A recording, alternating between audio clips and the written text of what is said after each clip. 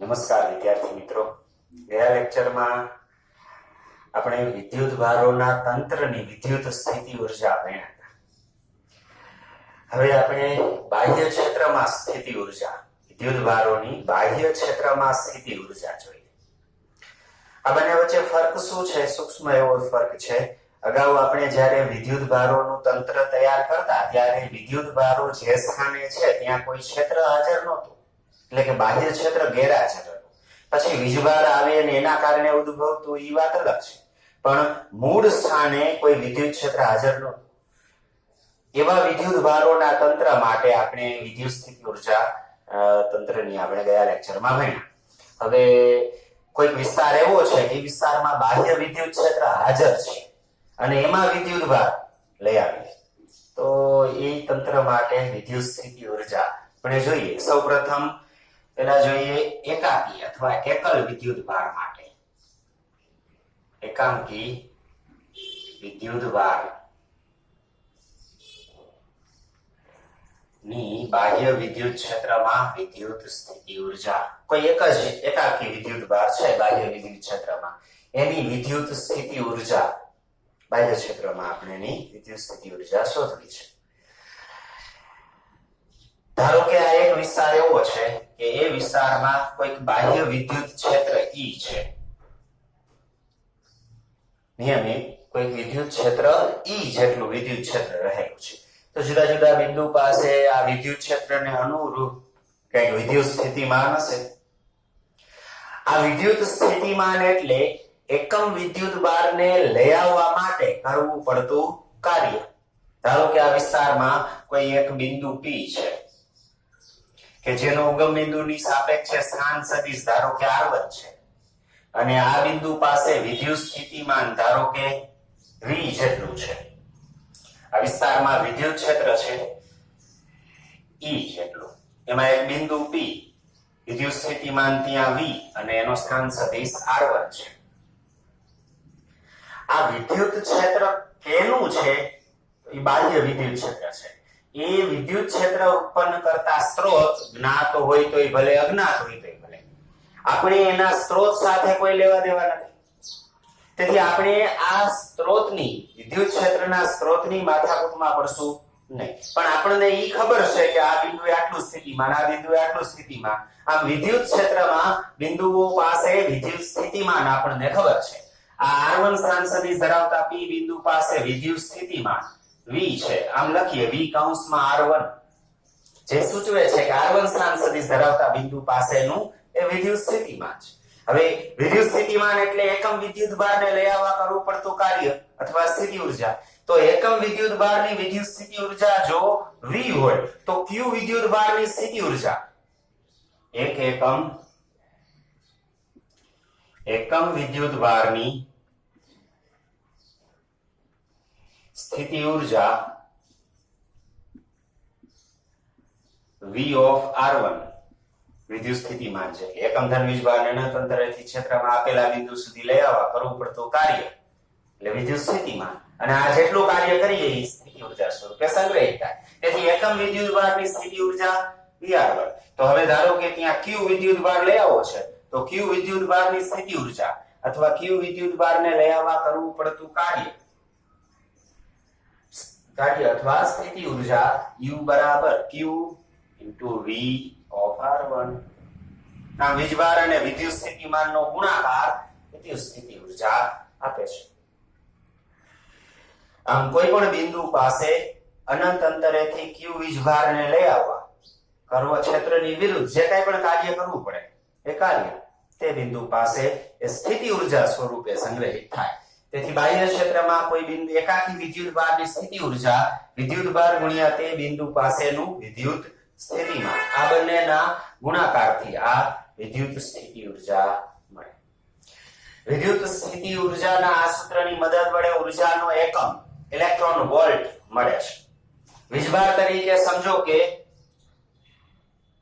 જો Q બરાબર ઇલેક્ટ્રોનનો વીજભાર E 1.6 ગુણ્યા 10⁻−19 ઘાત કુલમ લઈએ. વિદ્યુત ભાર ધારો કે ઇલેક્ટ્રોન છે, એનો વીજભાર આપણને ખબર છે 1.6 × 10⁻−19 કુલમ.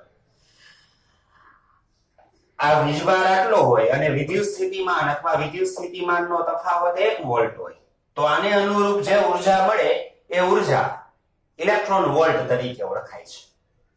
તેથી 1 ઇલેક્ટ્રોન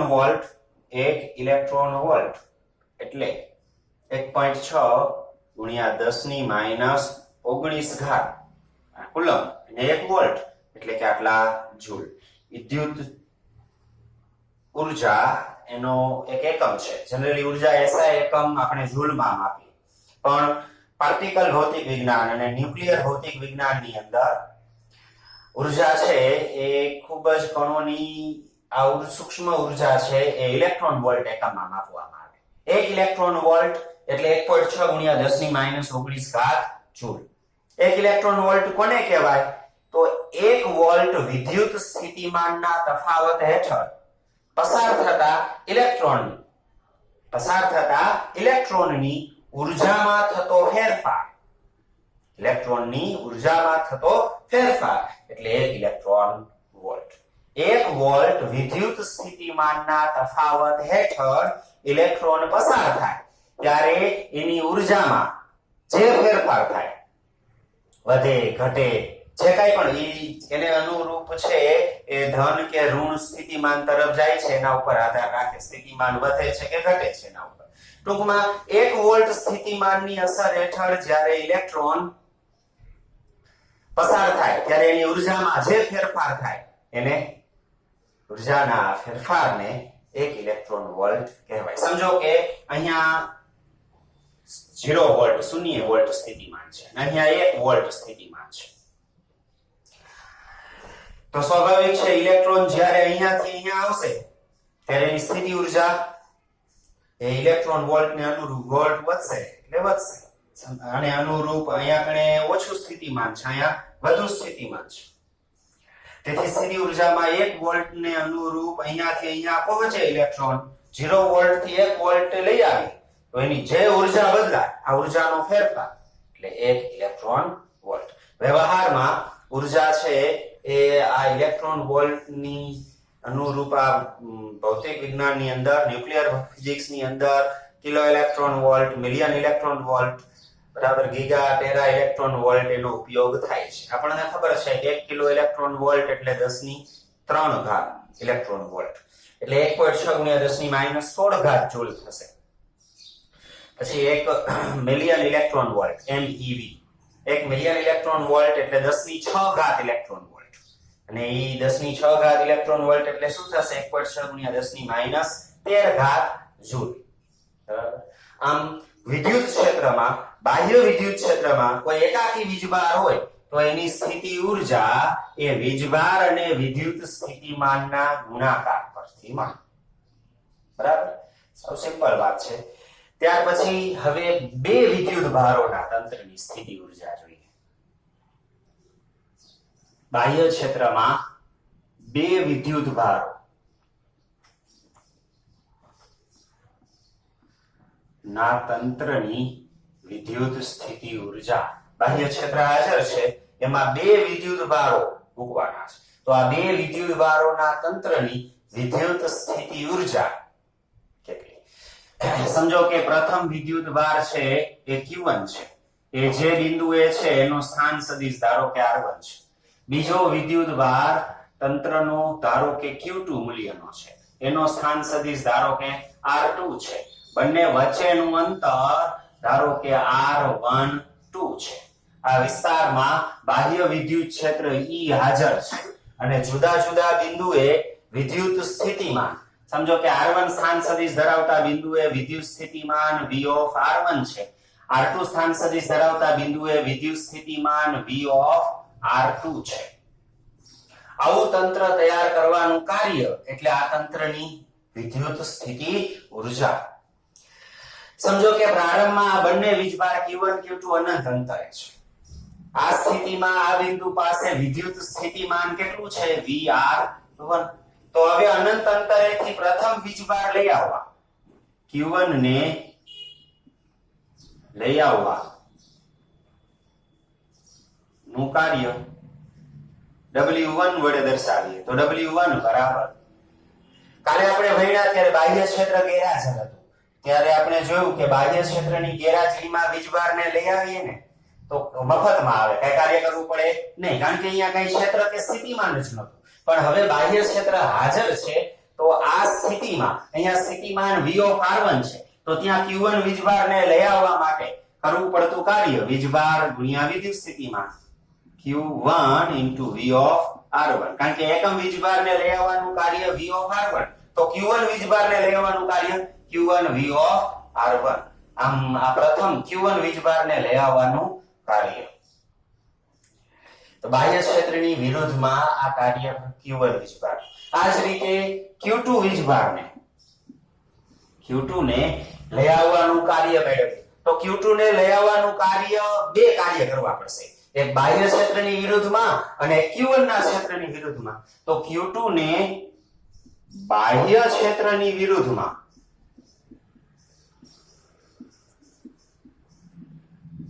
લઈ આવવાનું કાર્ય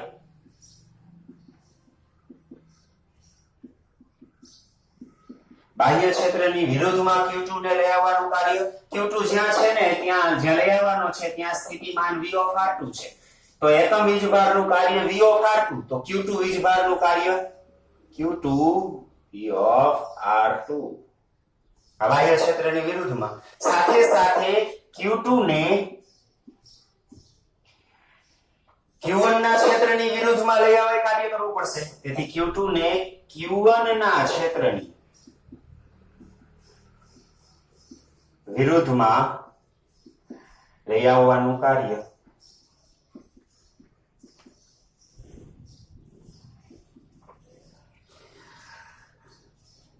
તો વીજભાર ગુણ્યા વિદ્યુત સ્થિતિમાન. તો અહીંયા વિદ્યુત સ્થિતિમાન કેટલું Q1 ના કારણે કેટલું, તો કે Q1 ના છેદમાં અંતર કેટલું છે R1, આટલું વિદ્યુત સ્થિતિમાન હશે. અહીંયા Q1 આવી ગયો છે તો અહીંયા વિદ્યુત સ્થિતિમાન કે Q1 ના છેદમાં R1 હશે, તો એકમ વીજભારને લઈ આવવા આટલું કાર્ય કરવું પડે. પણ લઈ આવવાનું છે કોને, Q2, તો Q2 વીજભારને લઈ આવવાનું કાર્ય અને ગુણ્યા Q2, તેથી Q1 Q2 ના છેદમાં R1. આમ બીજા વીજભારને લઈ આવવાના બે કાર્ય છે, એક બાહ્ય ક્ષેત્રની વિરુદ્ધમાં અને Q1 ના ક્ષેત્રની વિરુદ્ધમાં. તો બીજા વીજભારને લઈ આવવાનું કુલ કાર્ય, તેથી Q2 ને લઈ આવવાનું કુલ કાર્ય W2 બરાબર એક બાહ્ય ક્ષેત્રની વિરુદ્ધમાં Q2 V of R2 વધતા Q1 ના ક્ષેત્રની વિરુદ્ધમાં કે Q1 Q2 ના છેદમાં R12 બરાબર. તો પહેલા વીજભારને લઈ આવવાનું આ કાર્ય, આ બીજા વીજભારને લઈ આવવાનું કાર્ય, બંને કાર્ય છે એનો સરવાળો કરીએ તો કુલ કાર્ય, અને આ કુલ કાર્ય આ તંત્રની વિદ્યુત સ્થિતિ ઉર્જા થશે. તેથી બે વીજભારોના તંત્રની કુલ વિદ્યુત સ્થિતિ ઉર્જા, બાહ્ય ક્ષેત્રમાં કુલ વિદ્યુત સ્થિતિ ઉર્જા, બંને કાર્યનો સરવાળો એટલે કે Q1 V of R1 વધતા Q2 V of R2 વધતા K Q1 Q2 ના છેદમાં R12. આ બે બાહ્ય વિદ્યુત ક્ષેત્રમાં બે વિદ્યુત ભારોના તંત્રની વિદ્યુત સ્થિતિ ઉર્જા છે. અહીંયા પણ ઓની જેમ જ પહેલા Q1 વીજભારને લઈ આવ્યા પછી Q2 ને લઈ આવ્યા, એ બંનેના કાર્ય શોધીને સરવાળો કર્યો.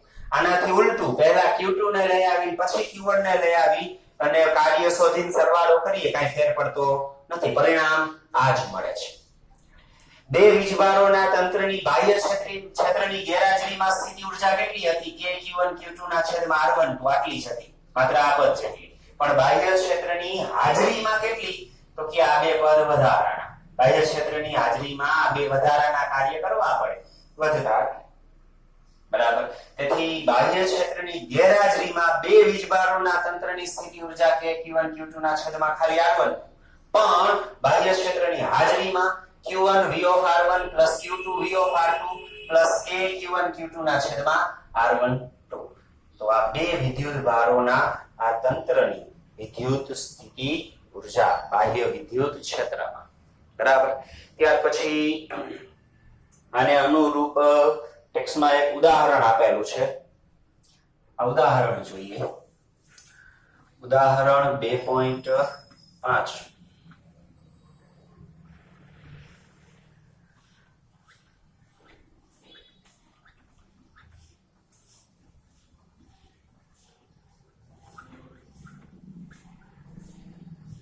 ઉદાહરણ 2.5 એની રકમ એમાં બે પ્રશ્ન છે એ અને બી.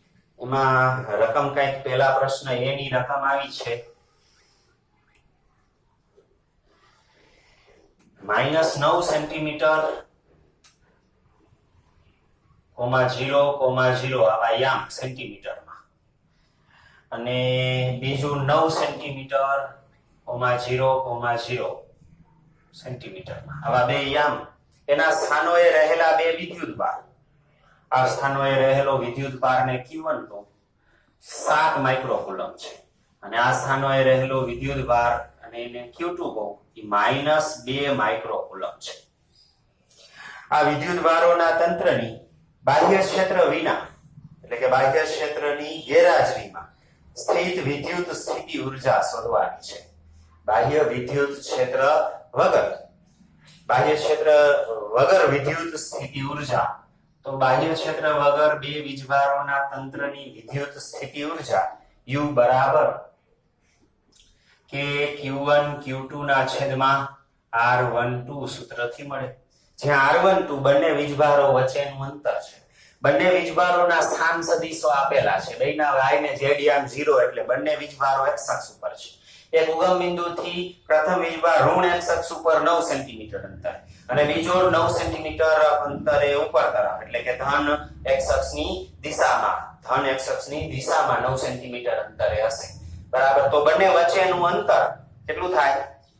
18 સેન્ટીમીટર. ઉગમ બિંદુથી એક બાજુ -9 ને એક બાજુ +9, તો કુલ અંતર -9 થી આ બાજુ, આ વીજભારથી આ વીજભારનું અંતર કેટલું થશે? આ બાજુ 9 ને આ બાજુ 9, એટલે કુલ 18 સેન્ટીમીટર. તેથી વીજભાર ખબર છે, અંતર ખબર છે, તો બાહ્ય વિદ્યુત ક્ષેત્રની ગેરહાજરીમાં સ્થિતિ ઊર્જા K એટલે 9 ગુણ્યા 10⁹, Q1 એટલે 7 માઇક્રોકુલમ, 7 10⁻6 ઘાત, Q2 એટલે -2, તો માઈનસ નિશાની આગળ લખ નાખું, 2 ગુણ્યા 10⁻6 ઘાત કુલમ ના છેદમાં R12 બંને વચ્ચેનું અંતર, અને ઈ બંને વચ્ચેનું અંતર 18 સેન્ટીમીટર છે, તો 18 ગુણ્યા 10⁻2 ઘાત મીટર. હવે આ 9 ગુણ્યા 2 18, છેદના 18 અંશના 18 કેન્સલ, તો સ્થિતિ ઊર્જા U બરાબર -7 ગુણ્યા 10 ની ઘાત, -2 અંશમાં જાય +2, 2 ને 9 11, 11 - 12 એટલે -1 ઘાત. તેથી સ્થિતિ ઊર્જા -0.7 જૂલ. બરાબર. આ બાહ્ય વિદ્યુત ક્ષેત્રની ગેરહાજરીમાં આ સ્થિતિ ઊર્જા છે. એમાં બીજો પ્રશ્ન છે બી. આ બે વિદ્યુતભારોને એકબીજાથી અનંત અંતર સુધી જુદા પાડવા કેટલું કાર્ય કરવું પડે? આ બે વીજભારો આટલા અંતરે છે, એને જુદા પાડવા કરવું પડતું કાર્ય કેટલું તે શોધવાનું છે. હવે ભાઈ આ અંતરે છે એટલે પ્રારંભમાં એની સ્થિતિ ઊર્જા આટલી છે. જ્યારે એ અનંત અંતરે જશે ત્યારે એની સ્થિતિ ઊર્જા શૂન્ય થઈ જાય. તો કાર્ય કેટલું હોય? સ્થિતિ ઊર્જાના ફેરફાર જેટલું. પ્રારંભમાં અહીંયા આ તંત્રની સ્થિતિ ઊર્જા કેટલી છે? -0.7 જૂલ. બરાબર. હવે ઈ બંને વીજભારોને એકબીજાથી અનંત અંતરે લઈ જાય, તો અનંત અંતરે જ્યારે એને લઈ જાય ત્યારે વચ્ચેનું અંતર જો અનંત થઈ જાય તો સ્થિતિ ઊર્જા 0 થઈ જાય. તો આવી સ્થિતિમાં આ બીજા વીજભારની સ્થિતિ ઊર્જા શૂન્ય હશે. તેથી પ્રારંભમાં -0.7 જૂલ અને અંતે 0 જૂલ. તેથી કાર્ય વિદ્યુત સ્થિતિ ઊર્જાના ફેરફાર છે. તેથી કાર્ય W બરાબર ડેલ્ટા U, U2 U1. તેથી W બરાબર U2 0 U1 પોતે -0.7 જૂલ, પ્લસ, તેથી કરવું પડતું કાર્ય W બરાબર +0.7 જૂલ. આટલું કાર્ય કરવું પડે. ટૂંકમાં આ બંને વીજભારોને અનંત અંતરે મોકલવા માટે આટલું કાર્ય કરવું પડશે. એમાં ત્રીજો પ્રશ્ન છે સી. ધારો કે આ વિદ્યુત ભારોના તંત્રને ધારો કે આ વિદ્યુત ભારોના તંત્રને બાહ્ય વિદ્યુત ક્ષેત્ર E બરાબર A into 1/r², એટલે કે A ના છેદમાં r². આવા જ બાહ્ય વિદ્યુત ક્ષેત્રમાં મૂકવામાં આવે છે, જ્યાં A એની કિંમત આપી છે 9×10⁵ એકમ ન્યૂટન મીટર સ્ક્વેર પર કુલમ. 9×10⁵ એની કિંમત છે. તો આ તંત્રની વિદ્યુત સ્થિતિ ઊર્જા કેટલી? આવા બાહ્ય વિદ્યુત ક્ષેત્ર હાજર હોય તો આ બાહ્ય વિદ્યુત ક્ષેત્રમાં આ તંત્રની વિદ્યુત સ્થિતિ ઊર્જા કેટલી હશે? તો બાહ્ય વિદ્યુત ક્ષેત્રમાં આ તંત્રની વિદ્યુત સ્થિતિ ઊર્જા U બરાબર આવી રીતે મળે Q1 V of R1 Q2 V of R2 K Q1 Q2 ના છેદમાં R12. તો V of R1 અને V of R2 શોધવા પડે. તો આ વિદ્યુત સ્થિતિમાન આપણે મેળવીએ. વિદ્યુત ક્ષેત્ર પરથી વિદ્યુત સ્થિતિમાન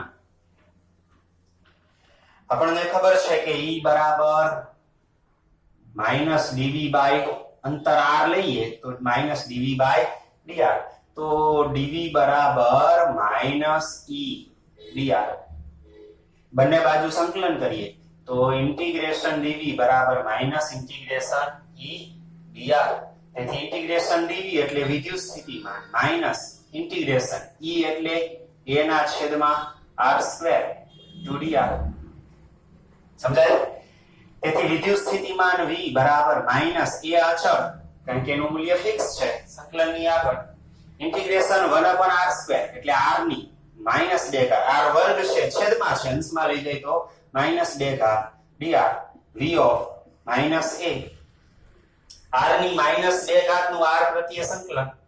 ટોપીમાં એક ઉમેરો, નવી ટોપી પગમાં પહેરો, ટોપીમાં એક ઉમેરો તો r ની -2 માં એક ઉમેરો એટલે પ્લસ -2 + 1 એટલે -1 ના છેદમાં નવી ઘાત એટલે કે નવી ટોપી પગમાં પહેરો છેદમાં -1. તેથી V બરાબર પ્લસ એટલે કે a ના છેદમાં r.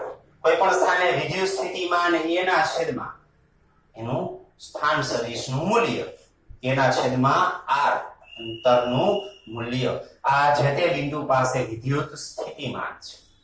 બરાબર? તેથી V of R1 બરાબર V of R1 એટલે a ના છેદમાં R1 સદિશનું મૂલ્ય.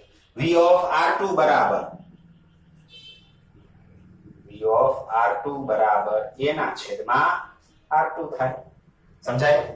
આની મદદ વડે આ વિદ્યુત ભારોના આ તંત્રની વિદ્યુત સ્થિતિ ઊર્જા, તો બાહ્ય વિદ્યુત ક્ષેત્રમાં વિદ્યુત ભારોના તંત્રની વિદ્યુત સ્થિતિ ઊર્જા U બરાબર શું છે? Q1 V of R1 સૂત્ર હમણાં મેળવ્યું આપણે, વધતા Q2 V of R2 વધતા K Q1 Q2 ના છેદમાં R12.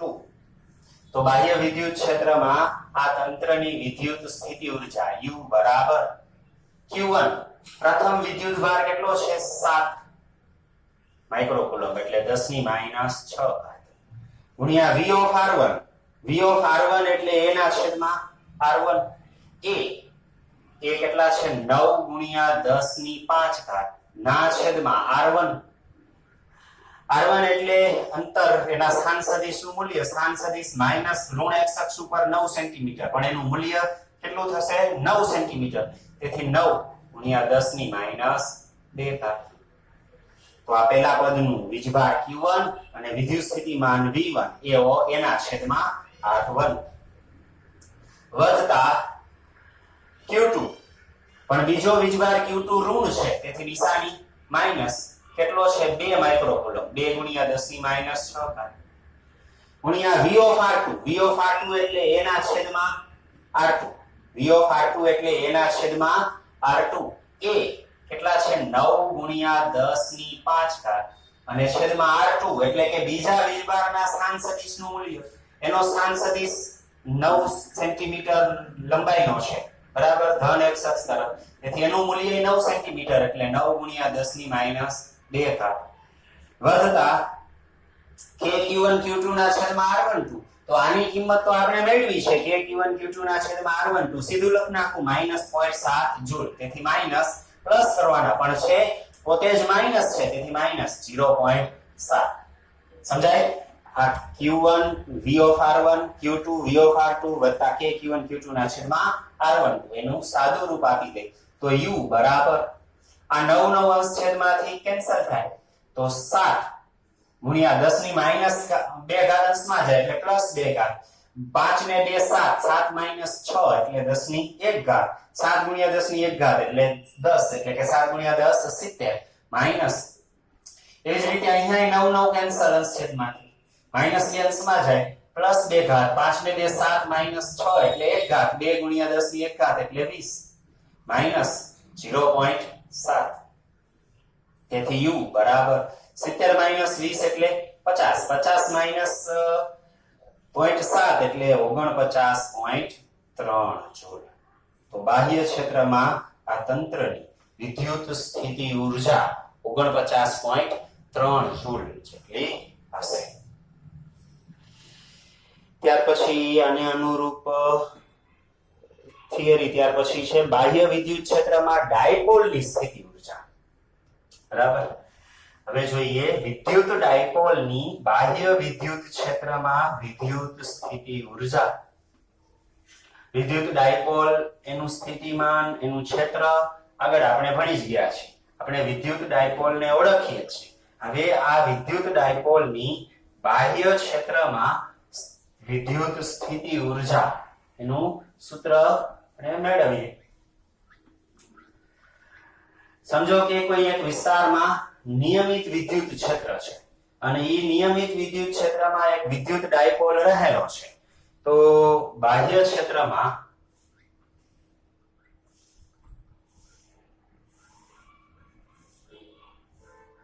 વિદ્યુત ડાયપોલની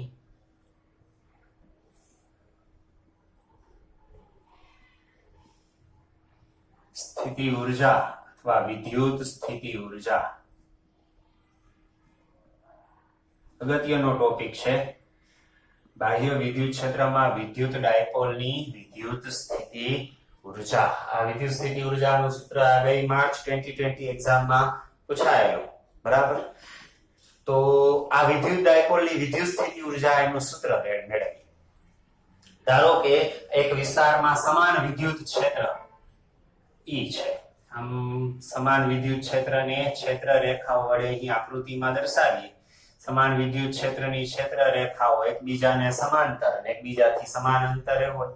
એમાં ધારો કે આવો એક વિદ્યુત ડાયપોલ રહેલો છે. અહીંયા ડાયપોલનો ઋણ વીજભાર -q, અહીંયા ડાયપોલનો ધન વીજભાર +q છે. બંને વચ્ચેનું અંતર 2a હશે અને આ ડાયપોલની ડાયપોલ મોમેન્ટ આ તરફ ઋણથી ધન વીજભાર તરફ અને એનો વિદ્યુત ક્ષેત્ર E સાથેનો ખૂણો ધારો કે થીટા છે. E સાથેનો ખૂણો ધારો કે કેટલો છે? થીટા ખૂણો છે. વિદ્યુત ક્ષેત્ર ધારો કે સમાન x અક્ષની દિશામાં છે. એમાં આવો ડાયપોલ રહેલો છે. આ ડાયપોલની ડાયપોલ મોમેન્ટ q * 2a જેટલી હશે. જ્યાં 2a બંને વીજભાર વચ્ચેનું અંતર છે અને હાલમાં એનો ખૂણો થીટા છે. તો સ્વાભાવિક છે વિદ્યુત ક્ષેત્રમાં ડાયપોલ થીટા ખૂણે હોય તો ડાયપોલના ધન અને ઋણ વીજભાર ઉપર બળ લાગે સમાન મૂલ્યના વિરુદ્ધ દિશાના. પણ આ બળ એકરેખસ્થ નથી એટલે ટોર્ક ઉત્પન્ન કરે. આપણે સમાન વિદ્યુત ક્ષેત્રમાં ડાયપોલની વર્તણૂક ભણ્યા. બરાબર. પહેલા ચેપ્ટરમાં. તેથી વિદ્યુત ક્ષેત્રમાં ડાયપોલ ઉપર ટોર્ક લાગશે. ડાયપોલ ઉપર લાગતું ટોર્ક તો બરાબર કેટલું? Pe sin થીટા જેટલું. ટોક બરાબર સદિશ સ્વરૂપે P ક્રોસ E અને મૂલ્ય Pe sin થીટા. હવે આ ટોર્કને અનુરૂપ આ ટોર્કના કારણે આમ ચાક ગતિ થશે. થીટા બરાબર 0 થશે. પણ આપણે એને થીટા બરાબર થીટા ખૂણે લઈ જવું હોય તો કાર્ય કરવું પડે. અને આપણે જે કાર્ય કરીની કાર્યની અંદર સ્થિતિ ઊર્જા સ્વરૂપે સંગ્રહિત થાય. આવી રીતે ડાયપોલને ક્ષેત્રમાં થીટા ખૂણે મૂકીએ એટલે અહીંયા આમ બળ લાગે. આમ ટોર્ક ઉત્પન્ન થાય. ટોર્કના કારણે ચાક ગતિ થતા થતા ડાયપોલ ક્ષેત્રને સમાંતર ગોઠવાઈ જાય. સમાંતર ગોઠવાઈ જાય એટલે થીટા 0 થઈ જાય, ટોર્ક શૂન્ય થઈ જાય. બરાબર. એટલે ચાક ગતિ અટકી જાય. પણ હવે આપણે એને જો ઈ સ્થિતિમાંથી થીટા ખૂણે લઈ જવું હોય તો કાંઈક કાર્ય કરવું પડે. આ કાર્ય જેમ રેખીય ગતિ માટે કાર્ય એટલે બળ ગુણ્યા સ્થાનાંતર, એમ ચાક ગતિ માટે કાર્ય ટોર્ક ગુણ્યા કોણીય સ્થાનાંતર. ધારો કે કોણીય સ્થાનાંતર d થીટા છે, તો d થીટા જેટલા સૂક્ષ્મ સ્થાનાંતર માટેનું સૂક્ષ્મ કાર્ય dw બરાબર τ d થીટા. આનું સંકલન કરીએ તો કુલ કાર્ય મળે. તેથી કુલ કાર્ય w બરાબર ઇન્ટિગ્રેશન dw. તેથી કાર્ય w બરાબર ઇન્ટિગ્રેશન dw એટલે તો d થીટા. શરૂઆતમાં ધારો કે ખૂણો θ 0 છે, અહીંયાથી θ આપણે લઈ જવો છે, તો કરવું પડતું કાર્ય કેટલું એ શોધી. તો આ કાર્ય જે કરશું એ એની અંદર સ્થિતિ ઊર્જા સ્વરૂપે સંગ્રહિત થશે. તેથી કાર્ય એની જગ્યાએ સ્થિતિ ઊર્જા લખીએ. ઇન્ટિગ્રેશન θ 0 થી θ તો એટલે p e sin θ d theta. તેથી સ્થિતિ ઊર્જા u બરાબર p અને e અચળ સંકલનની આગળ ઇન્ટિગ્રેશન θ 0 થી θ sin θ d થીટા. તેથી u બરાબર pe sin નું સંકલન માઈનસ cos, સૂત્ર તો તમને યાદ જ હોય, sin θ નું માઈનસ cos θ, નીચેની લિમિટ θ 0 ઉપરની θ. તેથી u બરાબર pe માઈનસ cos θ ની જગ્યાએ ઉપરની લિમિટ θ તો minus cos θ, minus minus plus નીચેની લિમિટ cos θ 0. તેથી સ્થિતિ ઊર્જા u બરાબર pe cos θ 0 માઈનસ cos θ. સરળતા ખાતર આપણે θ 0 બરાબર 90 લઈએ. θ 0 બરાબર π/2, તો cos π/2 0 થાય, cos 90 0. θ 0 π/2 રેડિયન લઈએ તો cos 90 0 થઈ જાય. તો આ સ્થિતિમાં આ કિંમત cos θ 0 જો શૂન્ય થઈ જાય તો શું સૂત્ર થાય? pe માઈનસ cos θ, એટલે આગળ દિશાની માઈનસ pe cos θ. વિદ્યુત ડાયપોલની બાહ્ય ક્ષેત્રમાં વિદ્યુત સ્થિતિ ઊર્જા માઈનસ pe cos θ, અથવા સદિશ સ્વરૂપે જોઈએ તો માઈનસ સદિશ p ડોટ સદિશ e. ડાયપોલ મોમેન્ટ અને વિદ્યુત ક્ષેત્રના ડોટ ગુણાકાર, આગળ દિશાની માઈનસ. આ વિદ્યુત ડાયપોલની વિદ્યુત સ્થિતિ ઊર્જા છે. પ્રશ્ન થાય કે અહીંયા θ 0 π/2 કેમ? તો એના માટે હવે આપણે આ જ સ્થિતિ ઊર્જાનું સૂત્ર બીજી રીતે મેળવીએ. બાહ્ય વિદ્યુત ક્ષેત્રમાં ડાયપોલની સ્થિતિ ઊર્જા, એનું સૂત્ર આપણને ખબર છે કે બાહ્ય વિદ્યુત ક્ષેત્ર માટે ડાયપોલની સ્થિતિ ઊર્જા, બે વીજભારોના તંત્રની સ્થિતિ ઊર્જાનું સૂત્ર શું? તો પ્રથમ વીજભાર q1 v of r1 વત્તા q2 પછી v of r2 વત્તા k q2 ના છેદમાં બે વચ્ચેનું અંતર r1. આ સૂત્રની મદદ વડે આપણે ફરીથી આ સૂત્ર બાહ્ય વિદ્યુત ક્ષેત્રમાં સ્થિતિ ઊર્જા મેળવીએ. અહીંયા આપણે ટોર્કની મદદ વડે આ સૂત્ર મેળવ્યું છે. હવે બાહ્ય વિદ્યુત ક્ષેત્રમાં આની મદદ વડે સ્થિતિ ઊર્જા મેળવીએ. તો સ્થિતિ ઊર્જા u બરાબર પ્રથમ વીજભાર q1 ધન વીજભાર છે અને એને અનુરૂપ ત્યાં વિદ્યુત સ્થિતિમાન ધારો કે v1 નામ આપી, તો q1 ધન વીજભાર, v1 ત્યાં વિદ્યુત સ્થિતિમાન v of r1 વત્તા બીજો વીજભાર q2, પણ બીજો વીજભાર ઋણ છે તેથી minus q v of r2 બીજા વીજભારના સ્થાને વિદ્યુત સ્થિતિમાન વધતા k q1 q2, k એક વીજભાર પ્લસ q બીજો માઈનસ q, તો વચ્ચે નિશાની માઈનસ q ગુણ્યા q એટલે q2. બંને વચ્ચેનું અંતર કેટલું? 2a જેટલું. તેથી r12 ની જગ્યાએ 2a. આ બંનેમાંથી q કોમન નીકળે તો u બરાબર q કૌંસમાં વિદ્યુત સ્થિતિમાનનો તફાવત v of r1 minus v of r2 minus આ પદ એમના kq2 ના છેદમાં 2a. અને સમીકરણ નંબર 1 કઈ? આ સમીકરણ 1 માં આ વિદ્યુત સ્થિતિમાનના તફાવત, વિદ્યુત સ્થિતિમાનનો તફાવત એની કિંમત મેળવી. વિદ્યુત સ્થિતિમાનનો તફાવત અને વિદ્યુત ક્ષેત્ર વચ્ચે સંબંધ આપણને ખબર છે કે E બરાબર minus dV by dx. E બરાબર માઈનસ dV બાય dx. તેથી વિદ્યુત ક્ષેત્ર E બરાબર માઇનસ વિદ્યુત સ્થિતિમાનનો તફાવત. અહીંયાથી અહીંયા પહોંચીએ, આ વીજભારથી આ વીજભાર પર પહોંચીએ તો x યામનો ફેરફાર, વિદ્યુત ક્ષેત્રની દિશાનો ફેરફાર, આ ફેરફાર ધારો કે આ dx જેટલો છે, x યામનો આ ફેરફાર dx જેટલો છે. તો આને અનુરૂપ વિદ્યુત સ્થિતિમાનનો ફેરફાર, અંતિમ સ્થિતિમાન પ્લસ q પાસે v of r1 minus v of r2 છેદમાં અંતરનો ફેરફાર dx. પણ આકૃતિની ભૂમિતિ પરથી આ ખૂણો થીટા હોય તો આ થીટા થાય. આકૃતિમાં cos થીટા લાગુ પાડીએ તો cos થીટા બરાબર પાસેની બાજુના છેદમાં કર્ણ એટલે dx ના છેદમાં 2a. તેથી dx બરાબર 2a cos થીટા. આ કિંમત અહીંયા મૂકી દે તો વિદ્યુત ક્ષેત્ર E બરાબર minus v of r1 minus v of r2 ના છેદમાં dx. dx એટલે કેટલા છે? 2a cos theta. તેથી v of r1 minus v of r2 બરાબર minus e 2a cos theta. આ કિંમત હવે સમીકરણ 1 માં મૂકી દે તો v of r1 minus v of r2 ની જગ્યાએ કેટલા લખવાના? Minus e 2a cos theta. તેથી વિદ્યુત સ્થિતિ ઊર્જા u બરાબર આ qm ન બરાબર v of r1 minus v of r2 એટલે આટલા minus e 2a cos theta અને માઇનસ આ પદ એમ નમ kq2 ના છેદમાં 2a.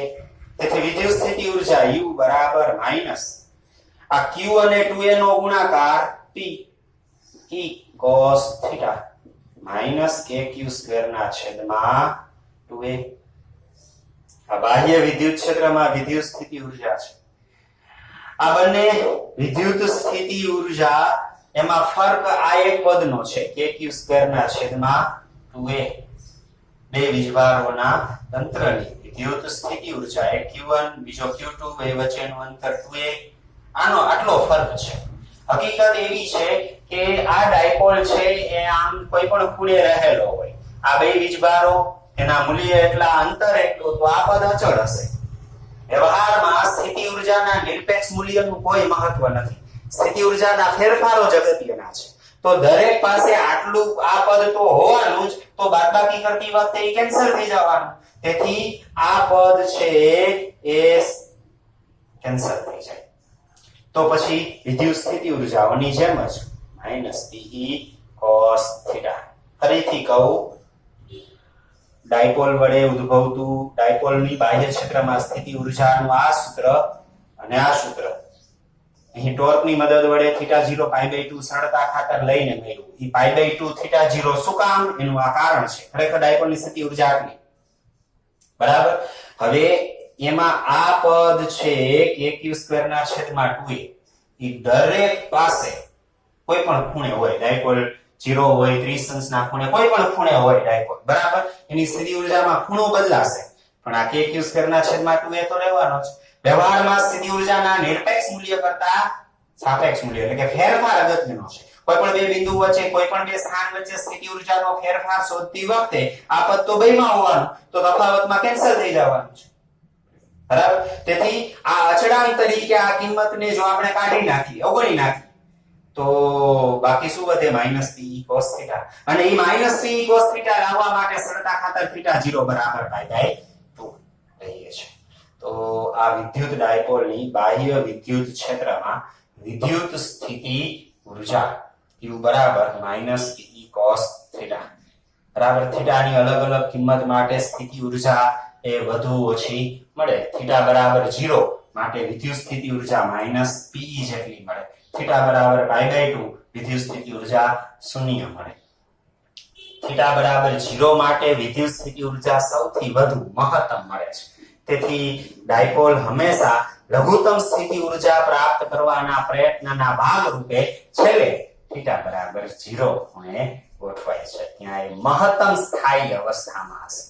જ્યારે થીટા બરાબર પાઈ માટે, થીટા બરાબર જો પાઈ હોય તો cos પાઈ એટલે -1 માઇનસ માઇનસ પ્લસ તો પ્લસ pe જેટલી સ્થિતિ ઊર્જા જે મહત્તમ છે. તેથી થીટા બરાબર પાઈ ખૂણે ડાયપોલ સંતુલનમાં હશે, પણ મહત્તમ અસ્થાયી સંતુલનમાં રહેશે બરાબર તેથી થીટા બરાબર 0 માટે મહત્તમ સ્થાયી સંતુલન થીટા બરાબર 90 માટે ડાયપોલની સ્થિતિ ઊર્જા 0 થીટા બરાબર 180 અંશ અથવા પાઈ રેડિયન માટે આ સૂત્રની મદદ વડે સ્થિતિ ઊર્જા સૌથી વધુ મહત્તમ Pe જેટલી અને ઈ સ્થિતિમાં ડાયપોલ કેવો હોય અસ્થિર સંતુલનમાં રહેલો હોય છે તો આ બાહ્ય વિદ્યુત ક્ષેત્રમાં વિદ્યુત ડાયપોલની સ્થિતિ ઊર્જા આ વર્ષે પરીક્ષામાં એવું પૂછાયેલું હતું કે બાહ્ય વિદ્યુત ક્ષેત્રમાં વિદ્યુત ડાયપોલની સ્થિતિ ઊર્જાનું સૂત્ર મેળવો તો અહીંયાથી અહીંયા સુધી આપણે લખેલું હોય તો ચાલે બરાબર 2 માર્ક્સમાં પ્રશ્ન પૂછાયેલો તો આના માટે થીટા બરાબર થીટા 0 π/2 પ્રારંભિક ખૂણો π/2 શા માટે લેવો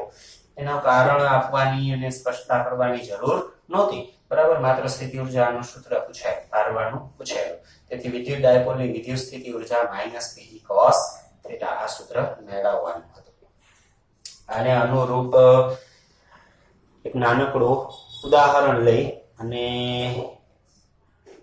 આજનો લેક્ચર પૂરો કરીએ ઉદાહરણ નંબર 2.6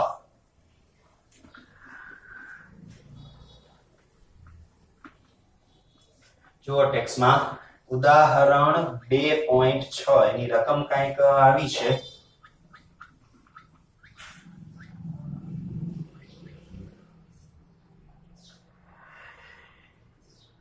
એક દ્રવ્યના અણુને 10⁻29 કુલમ્બ મીટર જેટલી કાયમી વિદ્યુત ડાયપોલ ચાપ માત્રા છે એક અણુની ડાયપોલ મોમેન્ટ એટલે કે ડાયપોલ ચાપ માત્રા કેટલી છે 10⁻29 કુલમ્બ મીટર આ દ્રવ્યના 1 મોલ જથ્થાને 10�6 વોલ્ટ પર મીટર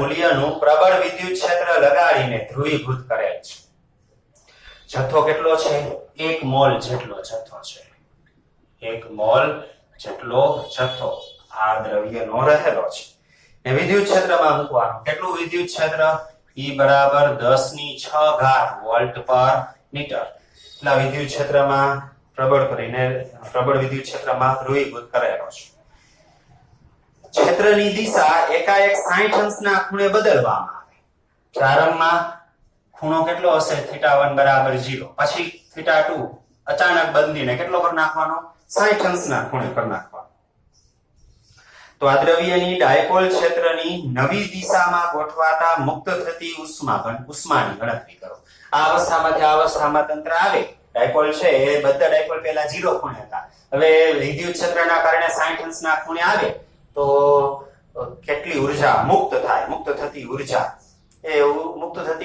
ઉર્જાના તફાવત સ્થિતિ ઉર્જાના તફાવત જેટલી હોય તો એની ગણતરી કરવાની છે સરળતા ખાતર નમૂનાનું 100% ધ્રુવીભવન થયું છે તેમ ધારો એટલે કે પ્રત્યેક અણુ આવી રીતે ધ્રુવીભૂત થાય છે એટલે કે 60 અંશના ખૂણે બાહ્ય ક્ષેત્રની દિશામાં પ્રત્યેક ડાયપોલ છે એ ગોઠવાય છે તો પહેલા તો આ એક અણુની ડાયપોલ મોમેન્ટ ખબર છે તો આખા નમૂનાની ડાયપોલ મોમેન્ટ મળે 1 મોલ જથ્થો છે તેથી 1 મોલ જથ્થા માટે અણુની સંખ્યા 1 મોલમાં અણુની સંખ્યા કેટલી હોય એવોગેડ્રો અંક જેટલી 6.02 × 10⁻23 સરળતા ખાતર ખાલી 6 × 10⁻23 લઈએ આટલા અણુઓ છે એક અણુની ડાયપોલ મોમેન્ટ આટલી તો કુલ ડાયપોલ મોમેન્ટ તેથી આખા તંત્રની કુલ ડાયપોલ મોમેન્ટ P બરાબર અણુ કેટલા છે 6 × 10⁻23 1 મોલ 6.02 × 10⁻23 સરળતા ખાતર 6 × 10⁻23 એક અણુની ડાયપોલ મોમેન્ટ કેટલી 10⁻29 તો કુલ ડાયપોલ મોમેન્ટ 6 × 10⁻29 + 23 એટલે 10⁻6 કુલમ્બ * મીટર આટલી તંત્રની ડાયપોલ મોમેન્ટ છે વિદ્યુત ક્ષેત્ર આપ્યું છે તો ડાયપોલની વિદ્યુત સ્થિતિ ઊર્જા પ્રારંભમાં ડાયપોલની વિદ્યુત સ્થિતિ ઊર્જા U બરાબર સૂત્ર શું -Pe cos θ1 તો -P ડાયપોલ મોમેન્ટ 6 × 10⁻6 વિદ્યુત ક્ષેત્ર 10⁻6 cos θ0 θ1 પ્રારંભમાં બધા જ ડાયપોલ ક્ષેત્રને સમાંતર, તેથી θ બરાબર 0. cos 0 એટલે 1. 10 ની +6 -6 કેન્સલ, cos 0 એટલે 1. તો સ્થિતિ ઊર્જા કેટલી? -6 જૂલ. પ્રારંભમાં સ્થિતિ ઊર્જા -6 જૂલ. અંતે અચાનક ક્ષેત્ર 60 અંશના ખૂણે વાળી નાખીએ તો અંતે સ્થિતિ ઊર્જા -Pe cos θ2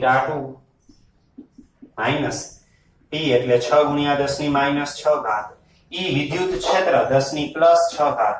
cos 60 એટલે θ2 60, cos 60 એટલે 1/2. +6 -6 કેન્સલ ઘાત.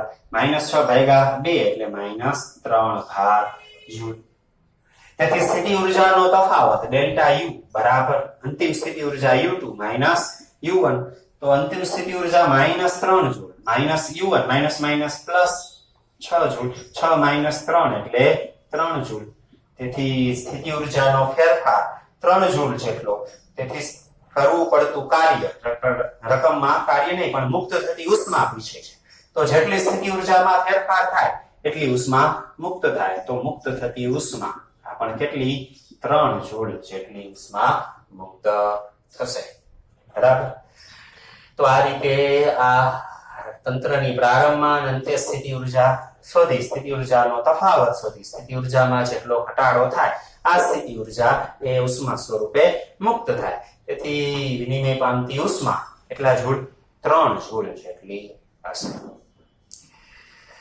સારું, ચાલો. લોકડાઉનમાં આ દિવસો દરમિયાન તમે ઘરે જ વ્યવસ્થિત તૈયારી કરતા હશો. બરાબર. તમારા ઘરના પરિવારના સભ્યોની કાળજી રાખજો. સારું, ચાલો આજે અહીંયા સુધી રાખીએ. નમસ્કાર.